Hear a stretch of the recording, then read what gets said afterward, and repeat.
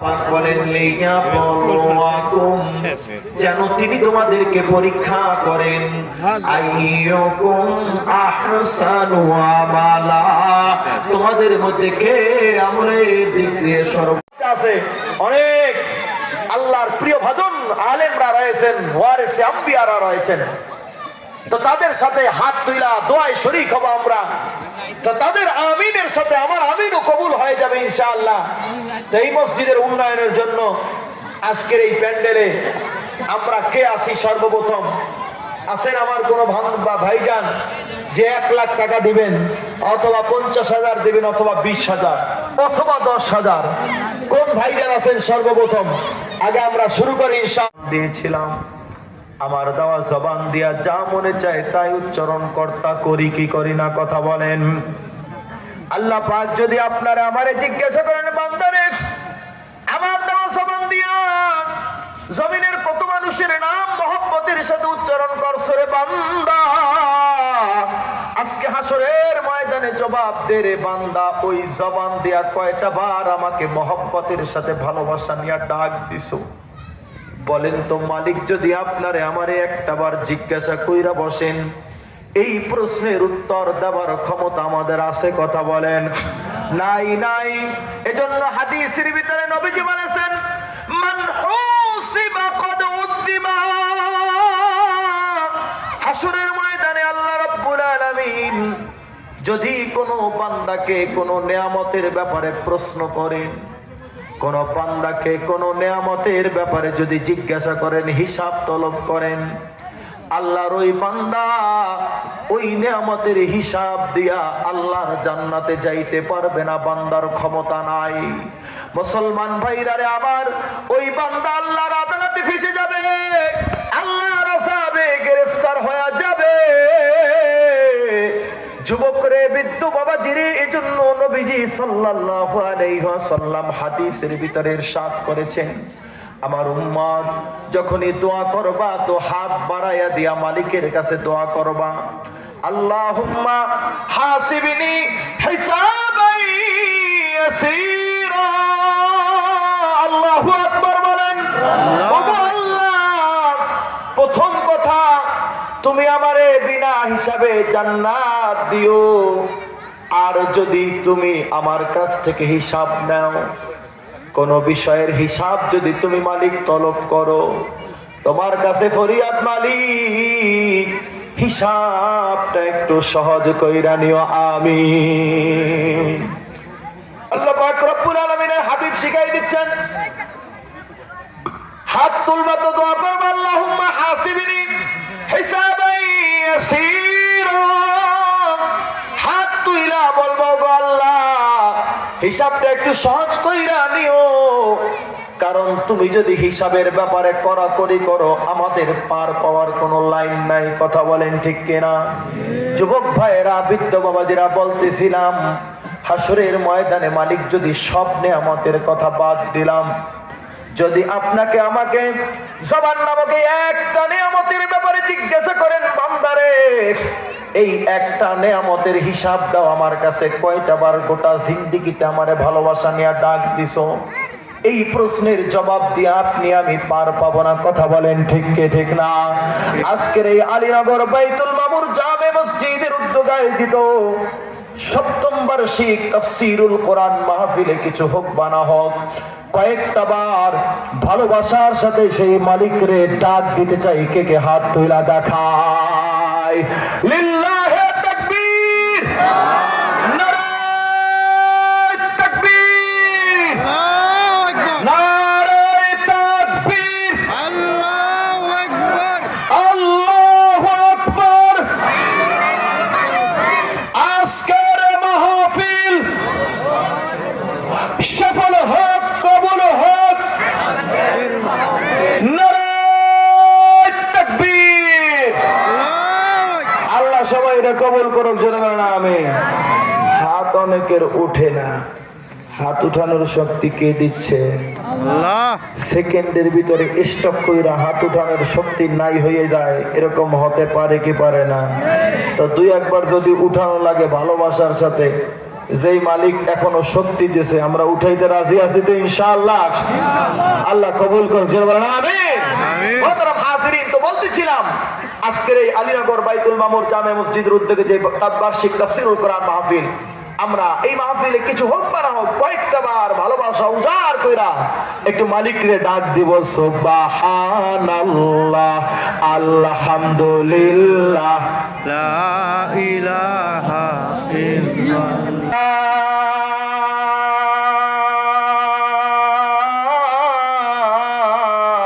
কোহে তুরে নিয়া ওরে আমাদের সাথে বইলেন গো কথা কবর দেশে নিয়া। ইব্রাহিম নবীর সাথে বলছেন কথা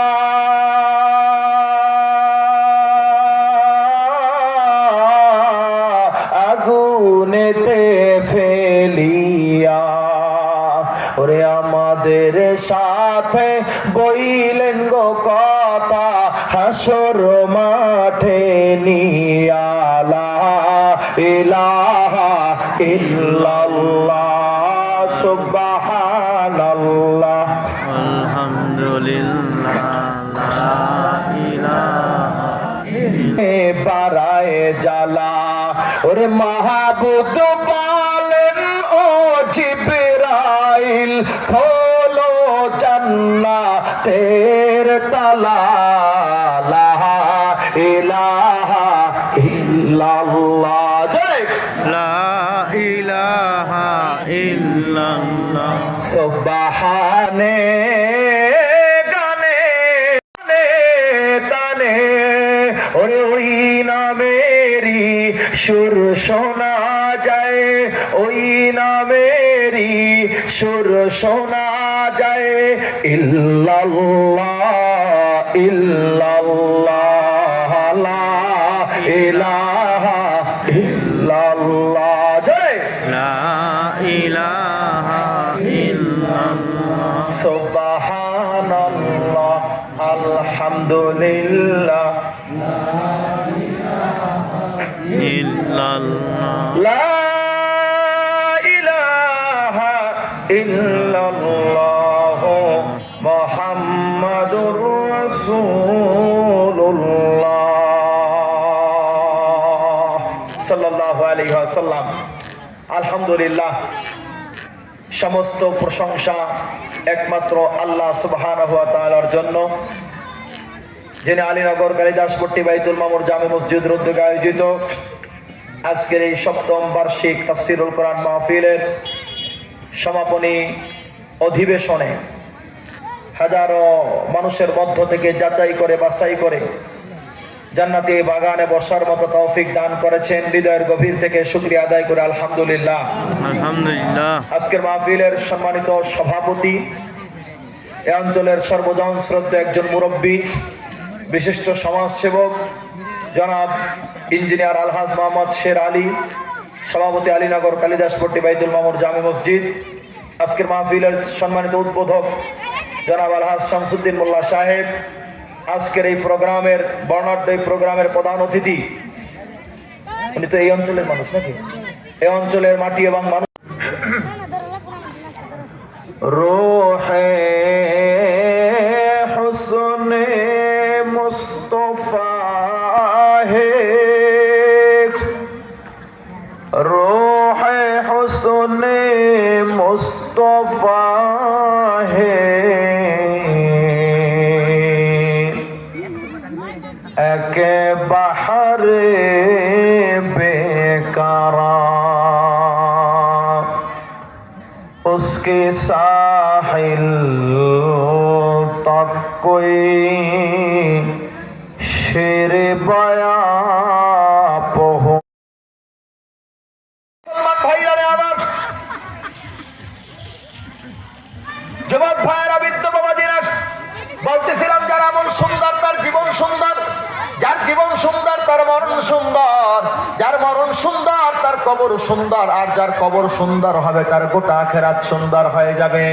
আরে আল্লাহ পাক রব্বুল আলামিন আপনি কোন শ্রেণী পেশার মানুষ এটা দেখবেন না, আপনার বংশ পরিচয় দেখবেন না, আপনার চাকরির পরিচয় দেখবেন না, আপনার রাজনৈতিক প্রফেশন আল্লাহ রাব্বুল আলামিন দেখবেন না।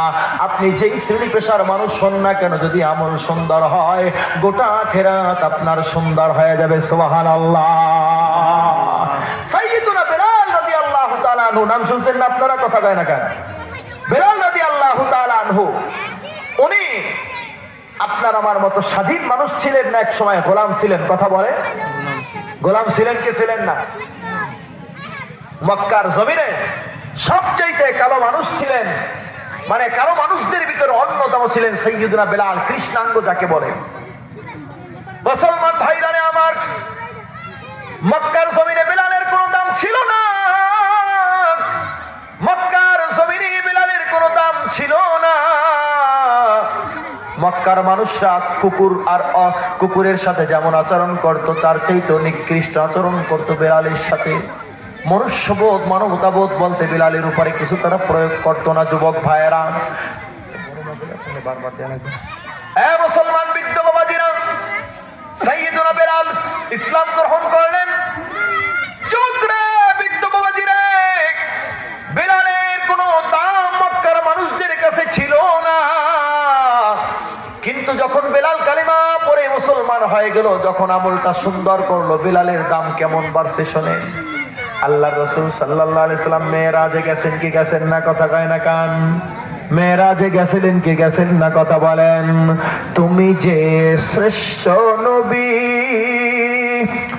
কোটি কোটি তার প্রমাণ, তোমার মতন আরশ ভ্রমণ করেনি কোনো পয়গম্বর। কথা বলেন ঠিক কিনা? পশু পাখি মানব দানব 18,000 মখলুকাত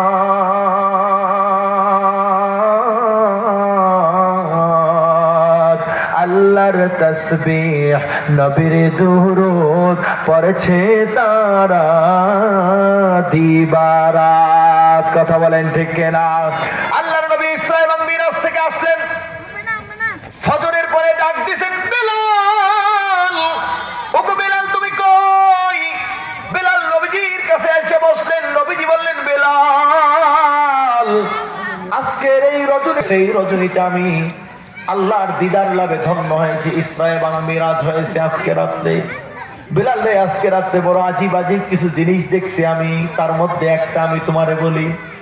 জিবরিল আমিন আমার জান্নাত ঘুরায় ঘুরায় দেখাইতেছেন। বেলাল, ও বেলাল, আমি যখন জিবরিল আমিনের সাথে জান্নাতের ভিতরে হাঁটতেছিলাম, আমি আমার আগে আগে তুমি বেলালের জুতার আওয়াজ, খরমের আওয়াজ, পায়ের শব্দ আমি শুনতে পাইছি। জোরে বলেন সুবহানাল্লাহ। আল্লাহু আকবার বলেন। কিসের লাগা? বেলাল প্রধানমন্ত্রী ছিল। কথা বলেন। আমল সুন্দর ছিল। কি সুন্দর ছিল? কথা বলেন। আদার আমল সুন্দর হবে, আল্লাহর কাছে দামি হয়ে যাবে। এ যুবকরা, বৃদ্ধ বাবাজিরে, চক্ষু দুইটা যখন বন্ধ হয়ে যায়, একজন মানুষের যখন ইন্তেকাল হয়ে যায়, তার সব জিনিসগুলা ছাইরা তাকে চইলা যাইতে হয় কবরের পানে। নবীজির হাদিস সাক্ষ্য দেয়, একজন মানুষ মারা যাওয়ার পরে, একজন মানুষ মারা যাওয়ার পরে যখন তাকে গোসল দেয়, যখন তাকে কাফন পরায়, খাটিয়া পরায়া, খাটিয়ায় করে যখন তাকে জানাজা দেয়, খাটিয়াটা যখন বহন কইরা কবরের দিকে নিয়ে যায়, নবীজি বলেন, ওই মাইয়াত এমন বিকট ভাবে চিৎকার করে, যুবক! নবীজি বলেন, ওই চিৎকার, মাইয়াতের কান্নাকাটি করার শব্দ যদি আল্লাহ তাআলা শোনার মতো শক্তি মানুষকে দিতেন, কোন মানুষ লাশের দাফন তো দূরের কথা, গোসল দেওয়া তো দূরের কথা, লাশের কাছে যাওয়ারও সাহস পাইত না। নাউজুবিল্লাহ। মুসলমান ভাইরা রে আমার, কবরে যাইতে হবে কি হবে না? কথা বলেন। কবরে যাইতে হবে, এমন তবে কবরের জন্য কিছু মাল সামানা জোগাড় করা দরকার। কথা বলেন ঠিক নাকি? যুবকরা, আমাদের উপরে যে ফরজিয়াত গুলি আছে সম্পদ হলে যাকাত দিতে হবে, সম্পদ হলে হজ করতে হবে, এগুলো তো করতেই হবে। তবে এগুলা শুধুমাত্র এগুলা দিয়েই আল্লাহর কাছে নাজাতের আশা করা বোকামি হবে। কয় কেন কেন হুজুর? কারণ আপনার আমার পাপ আর অপরাধ যেই পরিমাণ, এই পাপ আর অপরাধের মোকাবেলায় এই ধরনের ইবাদত খুঁজে পাওয়া যাবে না। কারণ আপনার একটা কবিরা গুনাহ জাহান্নামে যাওয়ার জন্য যথেষ্ট হয়ে যাবে। কথা বলেন ঠিক কিনা? তো এই জিন্দেগিতে কবরের জন্য, পরকালের জন্য কিছু সামানা জোগাড় করা দরকার। কি জোগাড় করা দরকার? কথা বলেন। একদিন তোমারই নাম মসজিদে হবে এলান।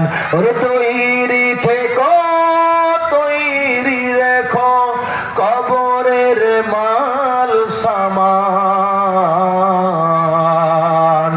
একদিন তোমারই নাম মসজিদে হবে এলান। কথা বলেন ঠিক কিনা? যুবকরা, বৃদ্ধ বাবাজিরা, হুজুর সেই মাল সামানা কি? নবীজি সাল্লাল্লাহু আলাইহি সাল্লাম ইরশাদ করেছেন, ইদা মাতাল ইনসানু ইনকাতা আনহু আমালুহু ইল্লা মিন সালাসিন ইল্লা মিন সাদাকাতিন জারিয়াতিন আও ইলমিন ইনতাফাউ বিহি আও ওয়ালাদিন সালেহ। নবীজি বলেন, যখন কোনো মানুষ মারা যায়, যখন কোনো মানুষের হায়াত শেষ হয়ে যায়, তার সকল আমলের দরজাগুলো বন্ধ হয়ে যায়। কিন্তু তিন ধরনের মানুষ এমন রয়েছে যারা মারা যায়, কবরে চইলা যায়, কিন্তু তসবির দানা যদি ছিঁড়ে দেওয়া হয়, তসবির রশিটা যদি কেটে দেওয়া হয়, টপ টপ কইরা যেভাবে দানাগুলা পড়তে থাকে, ওই মানুষটার আমল নামায় কবরের ভিতরেও ভাবে সব জমা হইতে থাকে। সুবহানাল্লাহ। নবীজি বলেন কেমনে? ইল্লা মিন সাদাকাতিন জারিয়াতিন, এক নম্বরে হইতেছে সাদকায়ে জারিয়া। আল্লাহু আকবার বলেন। সাদকায়ে জারিয়ার উত্তম ক্ষেত্র কি? কয় সাদকায়ে জারিয়ার উত্তম ক্ষেত্র হইতেছে, আহারে উত্তম যেই ক্ষেত্রগুলো তন্মধ্যে অন্যতম হইতেছে আল্লাহর ঘর মসজিদ নির্মাণ করা, আল্লাহর ঘর মসজিদের সহযোগিতা করা। নবীজি সাল্লাল্লাহু আলাইহি ওয়াসাল্লাম একদিন সাহাবায়ে কেরাম বলতেছেন, সাহাবায়ে কেরামকে বলতেছেন, নবীজি সাল্লাল্লাহু আলাইহি ওয়াসাল্লাম সাহাবায়ে কেরামকে একদিন লক্ষ্য করে বলতেছেন, ইদা রাআইতুমুর রাজুলা ইয়াতাহাদুল মাসজিদা ফাশহাদু লাহু বিল ঈমান ফাইন্নাল্লাহা তাআলা ইয়াকুল ইন্নামা ইয়ামুরু মাসাজিদাল্লাহি মান আমানা বিল্লাহি ওয়াল ইয়াউমিল আখির। নবীজি বলতেছেন, আমার সাহাবায়ে কেরাম, ইদা রাআইতুমুর রাজুলা ইয়াতাহাদুল মাসজিদ, যখন তোমরা কোন আল্লাহর গোলামরে দেখবা, সে যেই মানুষ হোক না কেন, কিন্তু যখন তোমরা তারে দেখবা সে মসজিদের উন্নয়নে সে শরীক হইতেছে, মসজিদের খেদমত করতেছে, মসজিদের পাশে দাঁড়াইতেছে, মসজিদের প্রয়োজনে সে সাফায়া পড়তেছে, নবীজি বলেন ফাশহাদু লাহু বিল ঈমান, নবীজি বলেন তোমরা সাক্ষী থাইকো, তোমরা সাক্ষী দাও যে ওই লোকটা নিঃসন্দেহে ঈমানদার। জোরে বলেন সুবহানাল্লাহ। আল্লাহু আকবার বলেন। নবীজি বলেন তার আমলে অন্য কোথাও ত্রুটি থাকতে পারে, তার জীবনে গুনাহ থাকতে পারে, কিন্তু তার ভিতরে ঈমান আছে। কি আছে? কথা বলেন। ঈমান আছে। এরপরে নবীজি বলেন, এটা আমার কথা না, নবীজি বলেন ফাইন্নাল্লাহ তাআলা ইয়াকুল, কারণ আল্লাহ রাব্বুল আলামিন নিজেই ইরশাদ করেছেন, নামা ইয়ামুরু মাসাজিদাল্লাহি মান আমানা বিল্লাহি ওয়াল ইয়াউমিল আখির। নবীজি বলেন, কেননা স্বয়ং আল্লাহ রাব্বুল আলামিন ইরশাদ করেছেন, ইন্নামা ইয়ামুরু মাসাজিদাল্লাহ, নিশ্চয়ই ওই সকল মানুষ মসজিদ নির্মাণ করে, মান আমানা বিল্লাহি ওয়াল ইয়াউমিল আখির, যারা মান আমানা বিল্লাহি ওয়াল ইয়াউমিল আখির, যারা আল্লাহ এবং পরকালের উপরে বিশ্বাস স্থাপন করেছে। সুবহানাল্লাহ। আয়াতে কারিমা সাক্ষ্য দেয়, আয়াতে কারিমার সার নিজা স্বরূপ, যারা ঈমানদার তারাই মসজিদের পাশে দাঁড়াইতে পারবে। আল্লাহ কোন বেঈমানের অর্থ মসজিদের জন্য নেবেন না, আল্লাহ তাআলা কোন বেঈমানকে মসজিদের খেদমত করার সুযোগ দিবেন না, আল্লাহ তাআলা কোন বেঈমানকে মসজিদের কাজে লাগাইবেন না, আল্লাহ তাআলা কোন বেঈমানকে মসজিদের খেদমত করার সুযোগ দিবেন না, আল্লাহ তাআলা কোন বেঈমানের সম্পদকে মসজিদের জন্য খরচ করার তৌফিক দিবেন না।